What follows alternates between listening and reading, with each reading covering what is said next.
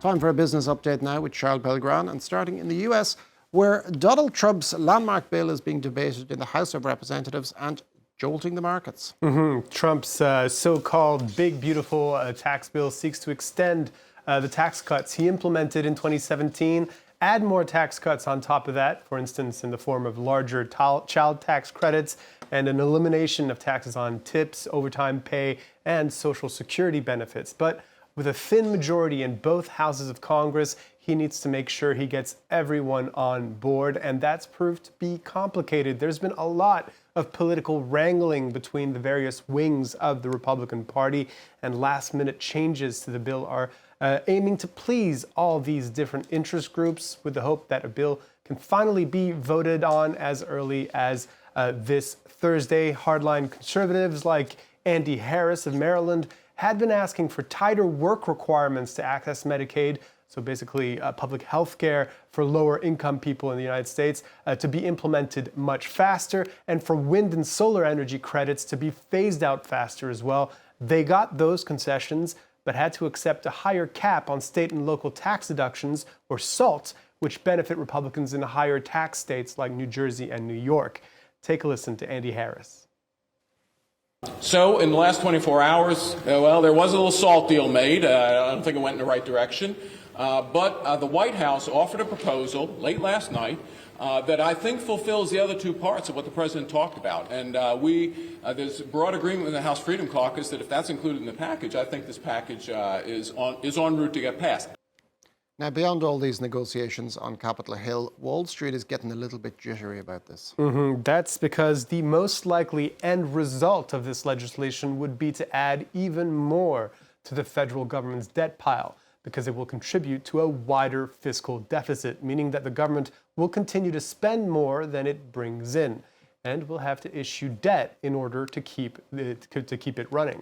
A calculation made on a previous iteration of the bill showed that if it passed, deficits would widen by an additional $2.7 trillion over the next decade, compared to a scenario where nothing changes. And that deficit has been growing every year since 2015, as you can see on this graph, with huge amounts of spending added during the COVID pandemic in 2020 and 2021. As you can see, all of this has contributed to making U.S. debt more expensive to repay. 30-year bond yields are above, went up above 5.1%, just shy of a two-decade high. They've slightly gone down a little bit, but still at quite a high level, which has also led to the U.S. dollar weakening and shares falling on Wall Street on Wednesday. Interest payments represented about $880 billion for the government in 2024.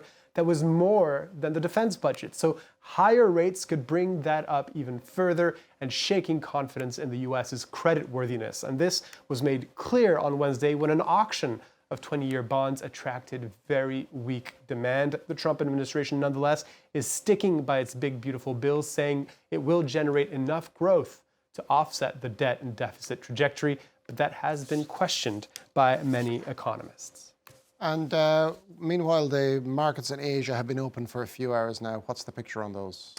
Let's have a look at how those Asian bourses are doing this hour. They are trading lower on the back of what we saw on Wall Street and those concerns about the trajectory of U.S. public finances. As you can see there, the Hang Seng in Hong Kong down 0.8%, the Kospi in Seoul down over 1% lower.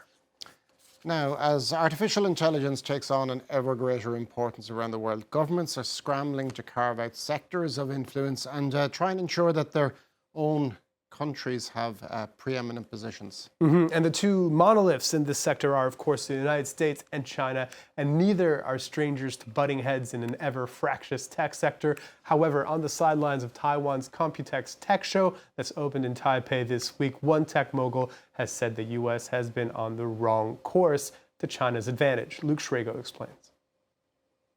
For Jensen Huang, Washington got it wrong over trying to cut Beijing out of its artificial intelligence loop. The Nvidia boss thinks US laws preventing chip exports to China have cost US firms billions of dollars in lost sales. All in all, the export control was a failure. The fundamental assumptions that led to the AI diffusion rule in the beginning, in the first place, have been proved fundamentally flawed. Our competition in China is really intense. They would love for us never to go back to China.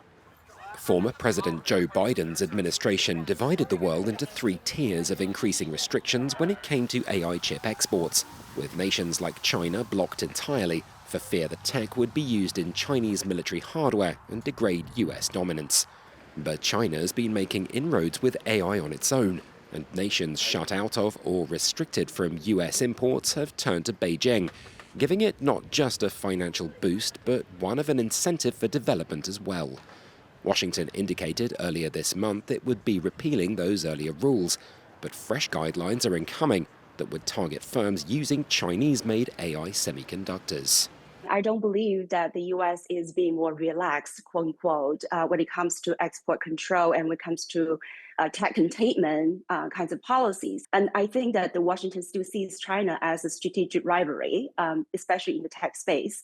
They're really worried about China catching up in that tech space.